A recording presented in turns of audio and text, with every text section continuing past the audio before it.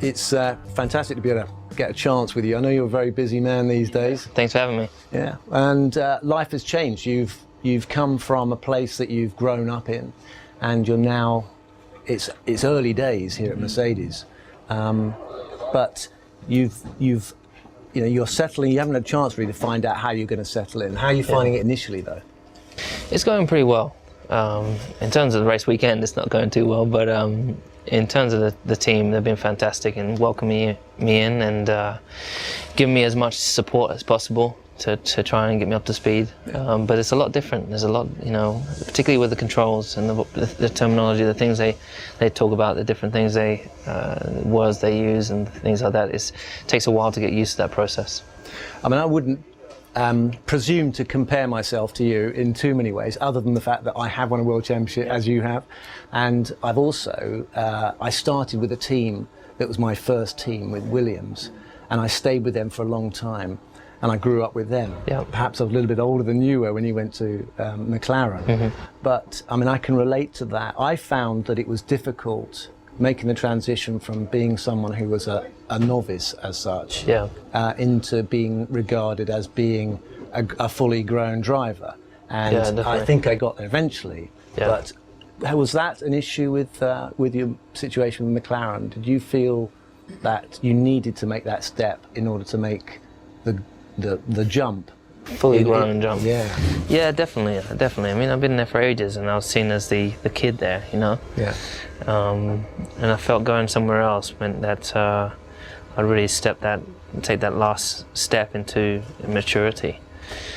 And but along with that comes a lot of pressure, in many respects, in many ways, and so that's a part of it at the moment, and I'm just trying to bat it off and deal with it in the best way possible. I mean, it's a bold thing to do. I mean, to leave people. You've made it clear that you'll always be grateful to McLaren for what they've done for you. Absolutely. But absolutely. I think, do you feel in yourself that it's like you shed a skin and you're kind of, you've been reborn in a sense? Absolutely, yes. It's a real fresh feeling, and feel different in my skin now. Different, absolutely. So.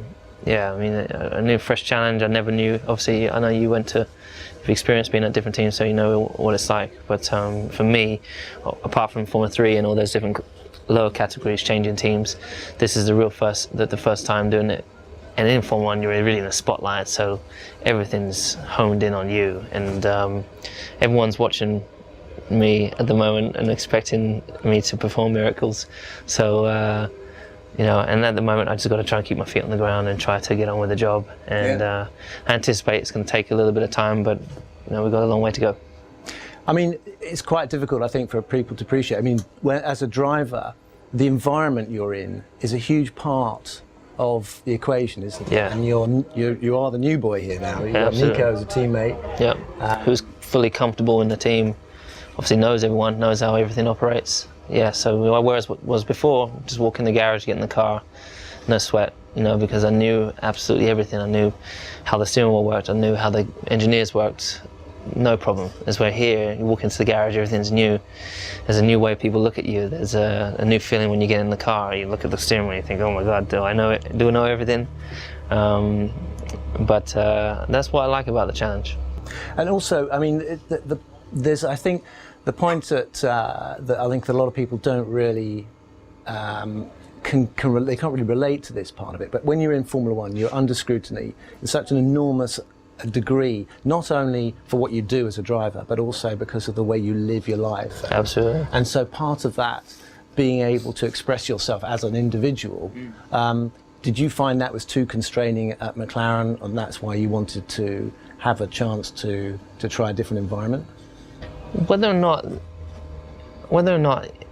it was, I actually felt like, Martin was fantastic when I was at McLaren. He was very open and he was allowing me to be myself. But I definitely felt, from the get-go, felt I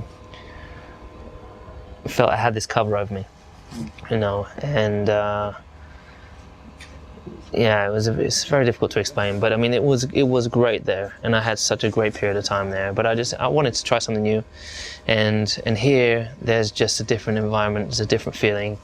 I don't feel like I've got that cover on me now, so I'm fully exposed, and that's that. It's like that. It's like when you leave home, you get that step of independence, and I feel like I've now left home in terms of racing, and now I've got to really take on this challenge, and it's that step of independence again. So is it important as to you as a driver to sort of carve your own identity in the sport? I mean, is that an important part of it, or is it just about winning? Would you sacrifice, if you like, your freedom to express yourself in order to just get results? I mean, absolutely. Yeah. Winning's everything. Okay. So that's what I live for. But at the end of the day, you can still do other things outside of the sport, but you can still be a personality. I mean, when you're racing and when even further back, people were allowed to express themselves. You know, you saw that some of the drivers were smoking in the pit lane and drinking and doing all that kind of stuff. I think they've given up smoking in my day, but yeah, no, but you know, it was. But in Formula One, it can be known as very stale. You know, I've watched Formula One for a long time, and it's just so clinical, and sometimes people don't relate to that, and this can be boring. So I definitely want to, and I come from a small town, Stevenage, you know, so we're all normal, but, you know, I want people to see a different side of Formula One, and also a different side of me, because I don't feel I fit into the stale box. I feel like I'm quite, I do quite exciting things, and I have more to give than just racing. I mean, I think that a lot of fans want to see more of the individual, want to see more of the personality. Sure.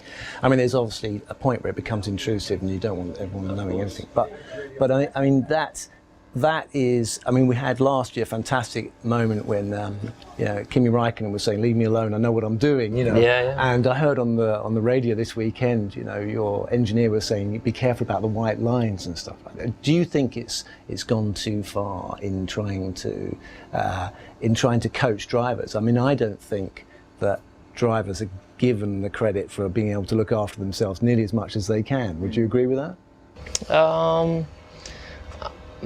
Maybe so in the past. I don't feel that's necessarily the case here. But yeah, I mean, I think the engineers and everything, they're just so keen to help in any way possible. And sometimes that can be overbearing. But you need to be able to build a relationship, be able to say, "Hey, I get it," and the back off. But it's just because they're so keen. And these engineers and mechanics, they work such long hours, as you know, and my engineers they want to give me everything possible. They want to help me be the best I can possibly be. And I definitely find they give me extra information that I don't need. But you just kind of just let that go, flow through and come out the other side. And then you tell them afterwards, "Actually, I probably don't need that bit of information, but maybe we can do it a different way," or, you know, so you just need to work with them. Still a bit of working through of that process now. Yeah, okay. Definitely. But I mean, you made the point that you're still young. You know, I didn't get to Formula One till I was 33, but you've got a 3-year contract, so you'll be 31 or something when you're finished here, and you're still young. You're still younger than Fernando Alonso and such. So do you feel like you can't really lose in this environment, or is there still a lot of pressure? I don't know if that's necessarily the way to look at things. You can't really lose. I think that. I'm 28. I think I'm still fortunate enough that hopefully I have a little bit longer than just these 3 years in my Formula One career. But I have to make sure that I utilize every second and every opportunity that I have. I still have to work harder than ever. If anything, I have to work even harder this year than I've ever had to work before. And so, whilst the pressure seemed like it wasn't on, because people were saying there was talk that the car wouldn't be that great, and we didn't think the car would be particularly that great. However, it is. So the pressure's on. We've got to do the job with it. You know, Nico's done that today, and I plan to do that tomorrow. Well, what do you like about the car? I mean, has it surprised you in its performance? It really has. Yeah. It really has. I mean, the downforce performance is a lot higher than what I anticipated, and it's got really nice ride quality. So I think mechanical balance and the mechanical grip it has is very strong. Well, I know everyone is going to be incredibly interested to see how you get on here, and there's lots of people rooting for you in your new home. And the support's been fantastic, really good. fantastic. So, and would you say you're in the perfect place here with Mercedes? I think so. Yeah, I really couldn't be happier. So I'm really happy with the decision that I made, regardless of the comments all around.